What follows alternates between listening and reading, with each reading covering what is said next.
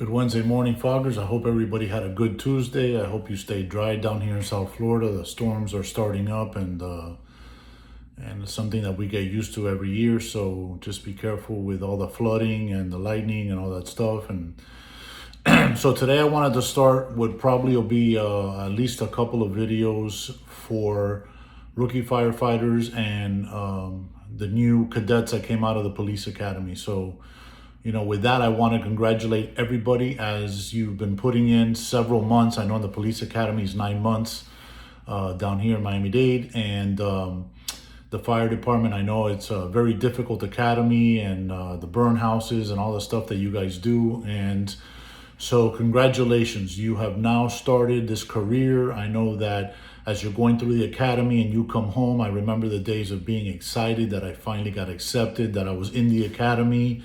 And there was constant test taking and studying, and all the state mandated tests, just a whirlwind of things that's being thrown at you. And guess what? Now the real learning starts, right? When you hit the road and when you're on the back of that truck, now you're going to get to apply all the stuff you learn, and you're going to be able to put your own spin on things, on how you treat patients and how you combat criminals and subjects, right? You're going to be able to put your own spin. For law enforcement, you're going to be able to use discretion, which is a very powerful tool, and I invite you to use it. Your discretion is just that, your decision making on why you make it. The only thing that I tell you is make sure that when you go home at night, the decisions that you've made, that you're good with them, right? I'm not going to get into your moral compass, your ethics and your moral. That is on you, how you think, how you act. You have to live with it. And believe me, there are decisions that you're going to come across. And I can tell you firsthand, I looked back on some where I'm like, shit, man, I shouldn't have done that. Or I could have done better. But that is where experience comes in. And that is going to be on you, right? I won't get into tactics. I don't know anything about fire other than, like I said before, it cooks my food on the grill, right? And it's a very difficult decision to make. So as far as law enforcement, I won't get into the training of tactics and stuff, because that's not what we do here. You're going to have to apply the things that you've learned, and I expect that on both departments. Miami-Dade Fire, I know that they do an excellent job at their training, and they are the best in the country. I can say that because I've seen them work throughout the years, and they're the best. My brothers and sisters on the fire department, I'll put them up against anybody. The police department, you guys are well trained. I know that. You have to now continually learn and put in for training. So the one thing that I'm going to tell you, being that we're part of mental health advocacy, and I don't want to get into the tactical part, the one best advice that I can give you across the board for everything is don't ever get involved in anything that you can't handle yourself, okay? That goes confronting subjects, situations, whatever it may be. There is absolutely nothing wrong with waiting for backup. There is no ego. There is nothing that should interfere with our common goal, which is to always come home at the end of the shift. That is for police, fire, corrections, dispatcher, everybody. Our main goal is to get back to our home. I don't give a shit if you're banged up, broken leg, whatever it may be. That's great. You survived the battle and you get home. So getting to what I wanted to cover, and again, I'm going to do several videos, most probably, because I don't want to extend this too long. But what we're talking about here for all these professions are, you will suffer at some point some type of wound, right? Meaning a broken leg and a sprained ankle, broken hand, whatever. We're not concerned with that, right? Because we can see those wounds. What we're concerned are the wounds and the injuries that we cannot see. Very difficult, right? You're going to be exposed to a lot of traumatic things. You're going to see the worst of humanity, and you're also, I invite you to be open to seeing the best of humanity, right? So you're going to be exposed to a lot of trauma on both professions, and you're going to look for some of these injuries. The good thing about this, and I spoke about yesterday's video, was, new dog, new tricks, right? So if you are able to see some of the pitfalls that I am going to talk about, you will be able to recognize, right? So your behavior, you start the academy now and you're excited and you're gung-ho and you're doing all the things that you have dreamt of doing, and you quickly realize it's not everything you thought, meaning it's not like the movies, and it's there's paperwork for everything and there's a lot of stress. Most of your stress will come from in-house, right? The firehouse and the police station, from your own people, toxicity, and those are the things that you can change as you come into this profession. So as you begin to navigate your professions and you respond to calls and you start to see, you're getting phone calls at people's worst times and you're the one that responds. So what we're concerned about here are the injuries you can't see. So little by little, as you start to navigate these trauma calls, CPR on people, dead people, you will start to see that. In fire, you may see people that have burned, and you will smell that. These are all things that are part of the job in law enforcement. You will see suicides, you will see domestics, you will see gunshot wounds, you will see sexual crimes against children. You will see the whole gamut, right? So all these things that you respond to, and you respond to well, and you handled your job and how you were trained, all those things, believe it or not, are being filed away in your subconscious, in your Rolodex, like I talk about, in your garbage can, right?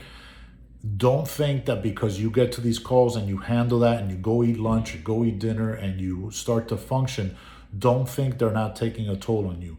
I invite you to see how you're feeling when you start, right, the academy and the excitement, and as you start in this profession, right? Have you changed the way you're acting, right? Your behavior, are you a little bit more quiet? Is your humor changing a little bit? Your relationships, right? I had childhood friend relationship for many, many years, and they completely fell by the wayside as time went on because I didn't feel like I had things in common with them. I didn't feel like I was connected to them. Relationships, right? You may be with your boyfriend, girlfriend, significant other, and all of a sudden you start to see that you're acting, you won't see that you're acting different, but you'll start to see things change. And this is not across the board, and it's not overnight. This is with time, right? So, I invite you to ask the people around you as time goes on, am I behaving different? Maybe you won't notice it, but you'll start to not get along, or you'll start to not call people as often. Those are little telltale signs, right? The other thing is your consumption of alcohol. And the reason I say alcohol is because alcohol you can get at a gas station, you can go to a child's christening, you can go to your friend's wedding, on the weekend on the boat. And so alcohol is something that is so socially acceptable and will start to creep up, right? So if you find yourself at any point starting to come home and drinking, even if it's a little bit more, just a dab more than what it's been in the past, or maybe another day you only drank on the weekends and now you're drinking a couple times in the week, those things will creep up on you. I invite you that when you do respond to a scene that may be traumatic, even though you don't think so, if you're involved in a shooting, you've had an altercation physically where you had to fight a subject to take them into custody, if you respond to a fatality in a traffic crash, arsons, whatever it may be conscious of the fact that that is being filed away, and that will come back eventually to bite you in the ass, because you are going to have lots of those calls throughout a career, okay? So talk to people. You will quickly understand or feel like you can't come home and talk to your significant other because they don't understand, and it's not their fault, and it's not a jab at anybody, but you need to either reach out to a peer, you can contact me. Sometimes the cop talk or the shop talk, as we like to talk shit at work, I have now decided after many, many years that maybe that is like a thirst that we have to take a therapeutic route, okay? Because we love to talk about stories and stuff like that happened, and I think that might be the opening to wanting to discuss things we see, So what I invite you to do is to start to talk about things you see. Don't just say, man, that was really fucked up and leave. No, we don't want to put that away. We want to bring it to the forefront, deal with it, feel, right?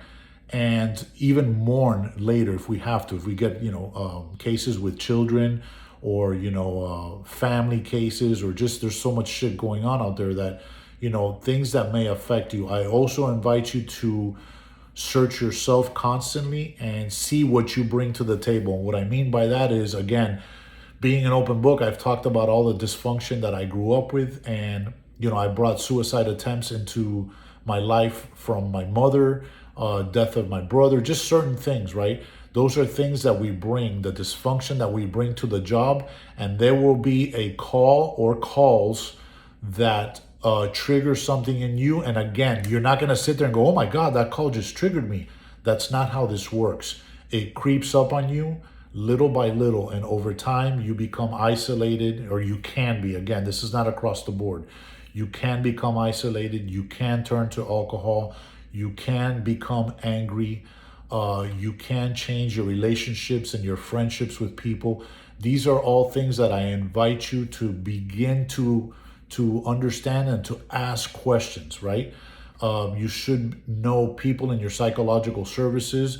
You should make it known that it's okay to be able to say, you know what, I thought that dead kid or the guy beat the shit out of the wife, or those two people that killed each other, or the suicide. I don't want to deal with that. And again, you're not going to, at the very beginning, start reliving those things or feel like, man, that really took an impact on me. But trust me when I tell you, it will. Okay? Years of that will. So if we begin to try to change the culture and talk about these things and feel like, man, I wasn't good with seeing that, that's the beginning to having a great professional career and to be able to navigate some of the things. Undoubtedly, there will be things in your career that come up. Some of our partners getting murdered, some of our partners dying in car crashes, some of our partners dying of cancer. There's just many, many things and many sad things we're going to see. But I also invite you to hold on to the good things you will see, right? You're going to see miracles. You're going to see people that are surviving things they shouldn't. You're going to see resiliency in your partners that were injured and are surviving. I remember being involved in a situation where my partner, one of my classmates, got shot, and I saw him take off his gun belt and get his underbelt and tie a tourniquet. And it was just, I was on fire at the fact that this guy's willingness to survive a combative thing from a sniper that was shooting and killing people. And, I'll never forget that. He really showed me what a badass is, right? And he's alive today, and he had a great career. And I won't forget that. So I hold on to those type of things, right? So again, I don't want to make this video extremely long. I will have a continual amount of videos, but I just invite you to be open to the fact that you're getting into a very difficult career. And this is not about being negative or hate. I love that you started this career. I'm here to support everybody. And but you got to be truthful with cadets and with trainees and rookies, that you're getting into a difficult career. And a lot of people didn't have that on the poster to recruit new candidates, right? So we have to take care of ourselves. I will tell you that you have to advocate for yourself and decide that you want to be proactive in your mental health, just like going to the gym, the firing range, oiling your gun, all those things, right? I know the fire department, every shift, every morning, they check all their equipment and they check on the tankers and the trucks and the ladders, the aerial ladders, and we must do the same for our mind, okay? So this is, part one of the video. I will get into some more things that I think are important, but this is just for you to begin to understand that you're going to feel kind of shitty sometimes, and it's okay. You're not alone. We all do that, but you have to take a proactive approach through peer, through reaching out, through professionals, and understanding that you have to deal with stuff. We can't put it away. It will come back up, okay? So with that, this will be the part one of the videos for the rookies, and I hope that it helps somebody with something. And I'm grateful that you answered the call for this profession, and we're here to help you navigate, okay? With that, I want to say God bless you. If God allows me to, I'll be back tomorrow with the second part of some more information of things for you to look for in your careers, okay? Thank you. God bless you. And we're here for you always. 3 a.m. Fog.